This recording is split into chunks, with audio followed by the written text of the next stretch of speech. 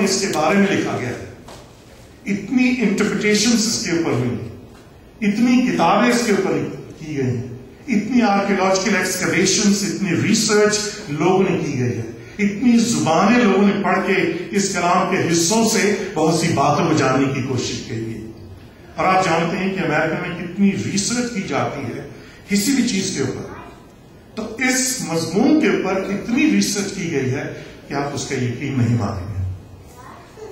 میں 2 لفظوں کو صرف یہاں لکھ کے آپ کو بتانا چاہتا ہوں, اور میں چاہوں گا کہ ان لفظوں کا جب بھی ذکر کہیں پہ ہو تو آپ کو یہ معلوم ہو کہ یہ خداوند یسوع مسیح کی آمد کے بارے میں یہ 2 لفظوں کا استعمال کیا گیا ہے.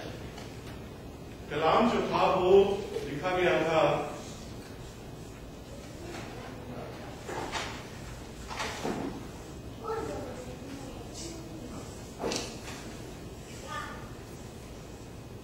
ایسکیٹالوجی. ایک لفظ ہے ایسکیٹالوجی, جس کی بنیاد جو ہے وہ آئی ہے گریک میں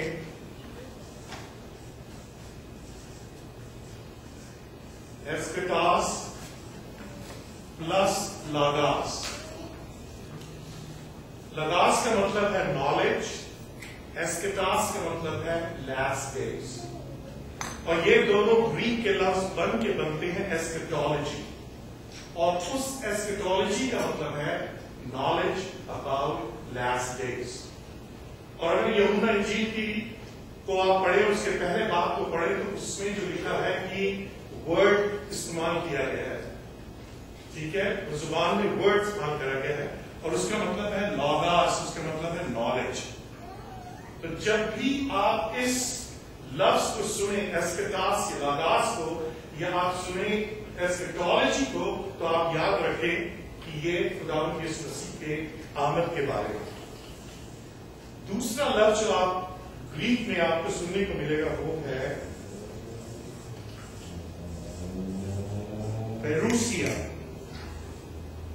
پیروسیا جو ہے خداوند یسوع مسیح کی آمد کے بارے میں استعمال کیا ہے. ایسکیٹالوجی, ایسکیٹاس, لاگاس, 2 لفظوں کا کمبینیشن. ایسکیٹاس کا مطلب ہے لاسٹ ڈیز, لاگاس کا مطلب ہے نالج. ایسکیٹالوجی کا مطلب ہے نالج اباؤٹ لاسٹ ڈیز, اور پیروسیا جو ہے اس کا مطلب ہے second coming of Jesus Christ.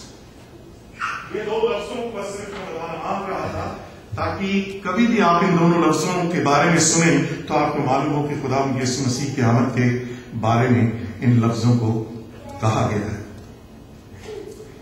اب دیکھنا یہ ہے کہ خداوند یسوع مسیح کو دوبارہ کیوں آنا ہے. سب سے پہلے ہمیں یہ سمجھنا ہے, why is Jesus Christ coming the second time.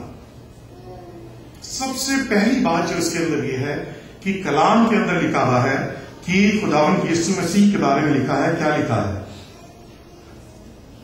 اس کی آمد کے بارے میں لکھا ہوا ہے. پرانے عہد نامے میں بھی لکھا ہوا ہے اور نئے عہد نامے میں بھی لکھا ہوا ہے. پرانے عہد نامے میں خداوند یسوع مسیح کا نام لے کے نہیں لکھا گیا ہے, پر بہت سے حوالے ہیں جن کا میں بیان کروں گا کہ خداوند یسوع مسیح کی آمد کے بارے میں کیسے نبیوں نے بیان کر کے لکھا ہے. تو کلام میں خداوند یسوع مسیح کی آمد کے بارے میں لکھا ہے, اور اگر یہ کلام جو ہے خدا کی طرف سے خدا کی روح میں خدا کے بندوں کے لیے لکھا گیا ہے, تو یہ بہت ضروری ہے کہ میں اور آپ سمجھے کہ وہ کلام کی لکھی باتیں جو ہیں وہ پوری ہونی ضروری ہے. اور اگر یہ خداوند کے کلام کی بات پوری نہیں ہوگی تو آپ سمجھیے کہ کلام جو ہے اس کا کوئی معنی یا کوئی مطلب نہیں رہے گا. سب سے بڑی بات یہ سمجھنی ہے. دوسری بات یہ ہے کہ جو ہم نے ابھی اپنے ایمان کا اقرار کیا ہے اور سالوں سے سینچری سے اس ایفرمیشن آف فیتھ جس کو ہم اپوسٹلز کریڈ کہتے ہیں, جو کہ 4th سینچری میں ارلی چرچ والے کے جو ارلی چرچ فادرز تھے انہوں نے لکھا تھا. کلام کی پوری تھیولوجی کی نچوڑ لے کر انہوں نے یہ پورا کلام, یہ ایفرمیشن آف فیتھ لکھا تھا. کاؤنسل آف نائسیا کے اندر یہ جو ہمارے ارلی چرچ فادرز تھے انہوں نے یہ ایفرمیشن آف فیتھ لکھا تھا. اور اس کے اندر ہم ایمان کا کیا اقرار کرتے ہیں؟ مردوں میں سے جی اٹھا, آسمان پہ چڑھ گیا, خدا کے دائیں ہاتھ بیٹھا ہے. اس کے بعد کلیسیا بولے, مجھے سنائی نہیں دے رہا, ابھی بھی نہیں سنائی دے رہا مجھے. جہاں سے وہ زندوں اور مردوں کی عدالت کرنے کو آئے گا, ہے یا نہیں ہے؟ اور اگر یہ ہمارے ایمان کا اقرار ہے, اور یہ اقرار اگر پورا کلام کے مطابق نہیں ہوا, تو ہمارا ایمان کا اقرار جو ہر اتوار ہم یہاں کلیسیا کی موجودگی میں ایمان رکھنے والوں کے ساتھ مل کے کرتے ہیں, وہ ایمان کا اقرار بالکل رد ہو جائے گا, بیکار ہو جائے گا. تیسری بات جو ہے وہ یہ ہے کہ خداوند یسوع مسیح نے کہا کہ میں کون ہوں؟ I am alpha and omega. تو الفا ہونے کا اثر اور اس کی بات جو تھی خداوند یسوع مسیح نے ہمیں بتا دی کہ خدا نے کیسے اس دنیا کے اندر, جبکہ خدا کی روح پانی کے اوپر جنبش کرتی تھی, تو اتنی بڑی کائنات کو اس نے اپنے منہ کے لفظوں سے, اس روح نے جو خدا کی روح جنبش کرتی تھی, اتنی بڑی کائنات کو اس نے شروع کیا. So he becomes alpha. اب اومیگا جو ہے وہ انت ہے, آخر ہے, اینڈ ہے اس چیز کا. اور اگر یہی خدا اس چیز کو, اس چیز کی آخری جو ہماری منزل ہے اس تک نہیں پہنچائے گا ہمیں, تو اس خدا پر ایمان رکھنے والے جو ہیں ان کا ایمان بے فائدہ ہوگا.